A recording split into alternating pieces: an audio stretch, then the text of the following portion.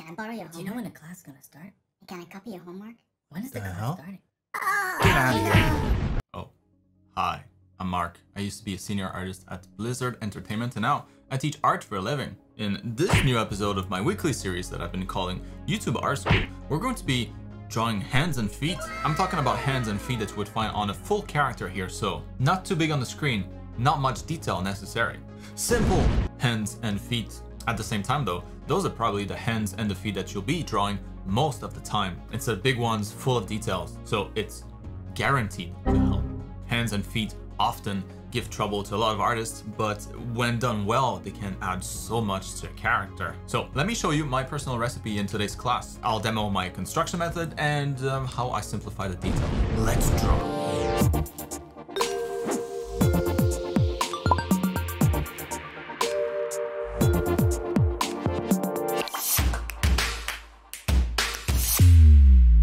All right, class is in session. Pay attention. Also, pay the video fee of either 1 like or 1 sub before you keep... Oh, wow, that was quick. Well done. Let's keep going. Now, instead of just kind of diluting the content that I teach in my art program into a 10-minute YouTube video, like I said in the intro, I'll be demoing my personal recipe when it comes to drawing hands and feet. So it's going to be quite different from what my students might have seen in the class. Different how? Well, different in the sense that it would require you to have solid fundamentals already. So maybe not as useful if you're a complete beginner. With more experience, kind of like a chef, the recipes that you work with will, get more and more elaborate as you start to feel that you can handle more. And so I'd say my recipe is somewhat elaborate, hence why it might not be as good for beginners. In my art program, for example, I teach a recipe that is much less elaborate, much better for beginners. And I'm not trying to shamelessly plug my art program here. I'm just trying to explain the difference between different types of recipes. Different recipes have different level requirement, kind of like in a video game. Anyways, hopefully by explaining how I construct simple hands and feet, then how I go about simplifying the details as I complete the drawings, it should hopefully help you get a better grasp on the process, and maybe it's a recipe that you'll also be able to use, or use partially at least, to give your characters the hands and feet they so deserve. Now, since process matters when it comes to recipes, I've made sure to record a video in 60 frames per second so that you can slow it down if you want to observe what I'm doing a little bit better. Also, last thing before I start, I also have 2 other video regarding the construction for the male and the female body, so you can find those in the top right corner of the screen here or down in the description below if you want to know how to construct characters from head to toes. Okay, now here are the kinds of hands and feet that I'm talking about. As you can see, probably a little too simple to be seen full screen here, but at a distance, like on a regular character, good enough for me. So let me explain a little bit better what I did here. But first, let's pop in a skeleton in here. Spooky. But yeah, with the skeleton in here, I should be able to explain a little bit better my thought process when it comes to my recipe. Because a lot of the guidelines that I put down on paper or on canvas represent bones or groups of bones. And so looking at the hands first, we're going to start from the wrist because that's what the hand's attached to. And so pretty important. So we're not going to be worrying too much about the inside here of the silhouette, but definitely this line here that kind of goes towards the outside and then back into towards the palm of the hand. And then kind of starting from that, I'm going to have 2 big ellipses here. The one on the inside here for the thumb is going to touch another ball, which is basically this joint right here, the extremity of the first metacarpal. The first circle here, that's just for like the massive muscle for the thumb, like this big chunk here. On the outside here, same idea. It's like this mass right there. And then from here, I'm going to do a bunch of shenanigans, essentially continuing that ellipse all the way to the knuckles and then extending that one laterally here all the way to the other side. And then I'll have the ball of the thumb here kind of joining in a spike right about down the middle there. But yeah, this abomination is essentially how I simplify the palm. And then maybe something worth noting here is that all of this stuff is the same length, more or less. So that's the same length as this, and this is the same length as that, and as that too. The only thing that will kind of change is going to be that little piece right there, because that, especially here in between, that's going to stretch. That's the muscle, right? So it's going to stretch depending on how the thumb moves. Draw the tip of the fingers, a little bigger for the thumb, and then kind of connect the dots. And so yeah, if we look at the original now, I think it's a little. And then maybe like a final guideline that I keep in mind when drawing hands would be the width of the wrist being approximately the same as like the 3 middle fingers, so the index, major, and the ring finger. And also, usually those fingers are going to be in the same direction as the wrist. So, you know, if the wrist is kind of pointing up this way, those fingers are going to follow suit. Maybe another one too, final one.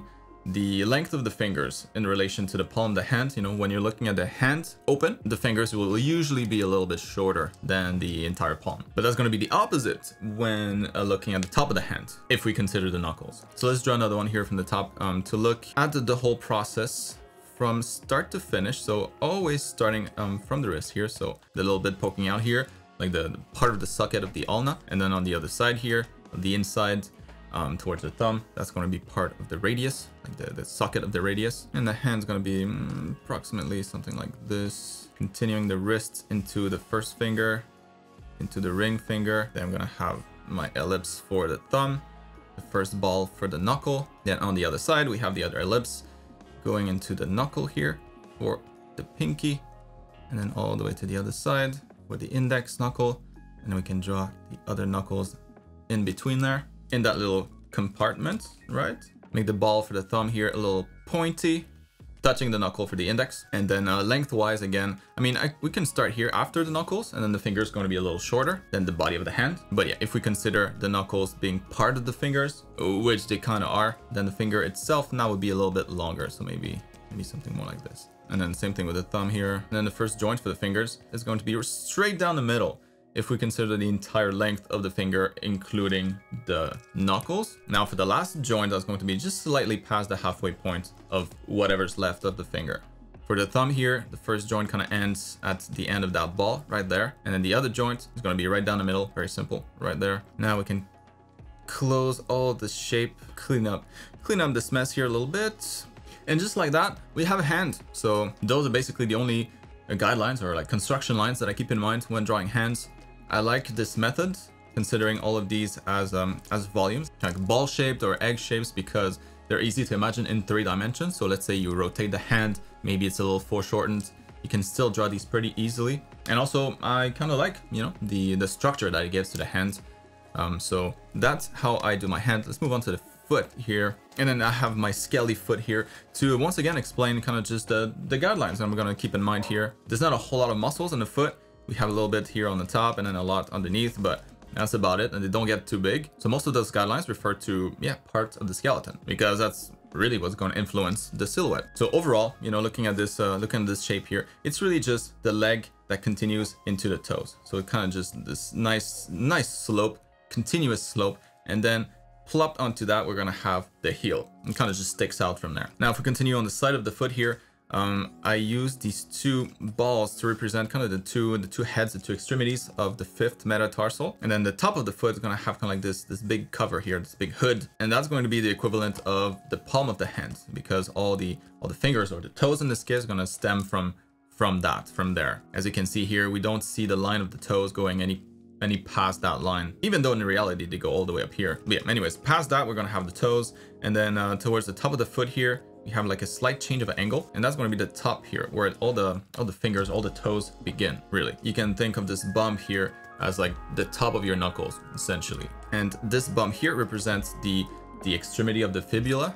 It's going to be a little bit lower. On the inside here, it's going to be just a little bit higher, and that's going to be, of course, the extremity for the tibia. Now, if we look at the toes, yeah, for the big toe, we're going to have that line here on the top of the foot kind of continue all the way down until kind of reaches the end of the 1st metatarsal right here. Then we're going to go straight a little bit, like a nice little slope, and then straight again for the tip of the toe. For the other toes, seen from the side here, it's going to be pretty simple. So kind of just these 3 sections, 1, 2, 3, and then up, up, up, up. And those are the kind of guidelines that I keep in mind when drawing feet. So we can do a shot maybe from the inside now to kind of go over what we saw so far. So we're going to start here with the leg, then going into the foot here. We're going to have the heel sticking out on the inside here, the tibia, extremity for the tibia. So starting from below that point here, we're going to go and wrap around all the way like this to the fibula on the other side, the extremity of the fibula. Once again, here on the inside, it's slightly higher than on the outside. Now on the top here, we're gonna have, again, kind of like the line breaking for the equivalent of the knuckles of the feet. Then we're gonna have the body of the foot kind of continuing just like it did here from the outside. And then from there, the toes will insert. We're gonna have here the first joint here for the big toe. From that joint here all the way to the extremity of the tibia here is going to be pretty much a straight line. So that's kind of what I consider, more or less. Then here, what did we have? Slope, flat, slope, flat. So let's do that again here. So slope, flat, slope, flat. And then for the other toes, very simple once again. So angle, angle, flat, angle, angle. The small toe I don't think we'll be able to see from this particular angle. But now let's erase and clean this up a bit. Not a ton of detail, but once again, that's kind of the point here, to keep them simple so that it would be great for characters that are seen about this size. Now I'm going to be drawing a bunch more to see how the construction for the feet and the hand might apply to different, different scenarios, different feet, different hands, and different angles. I'll be letting the video play for the next few minutes, and then I'll pick it up towards the end to wrap this video up. See you in a bit.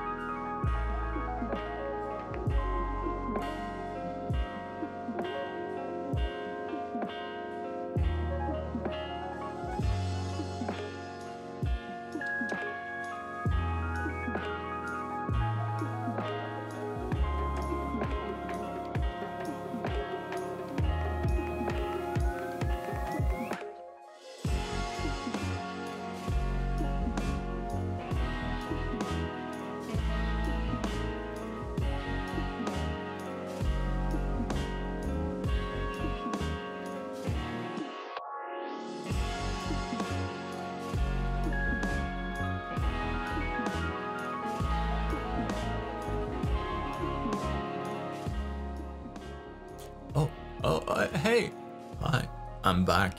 So that was a good session. As you can see, able to get a lot of hands, a lot of feet relatively quickly, so only a few minutes at most for each. Now, they're not super detailed. That's not the point. This recipe is meant to be super quick. If I wanted to draw something that has more detail, like a fully detailed hand, something in like crazy foreshortening, something like that, I would definitely look up a bunch of references and then most likely use a different recipe. This recipe works really well for small stuff, for stuff that's meant to be low detail. But yeah, I hope that helped. Most experienced artists will have their own recipes, for different things, and that might be the case for you, or you might not have any recipe. Anyways, if you already had your recipe, maybe there's a couple of things in here that you could grab from. Or maybe if you've never had a recipe, let's say you've been drawing from reference this whole time without ever trying to draw from imagination, give those kinds of recipes a go. First, start to use it alongside your reference, but then try to do it on your own. You're going to have kind of like a structure. The whole point of this is to have a plan on what to tackle when you don't have anything in front of you. It's been a huge help for me to draw these kinds of things from imagination, but it also helps when drawing from reference. So yeah, that's that. Now, if you've been looking at me sketching away like this and you've been wondering to yourself, how do I get my hand on a brush like that? This is the best brush I've ever seen. You wouldn't be wrong. And you can find it in the top right corner of the screen right here. You can download it for free if you haven't already. That's going to be it for today's class. I hope you will join me next week when we finally tackle the topic of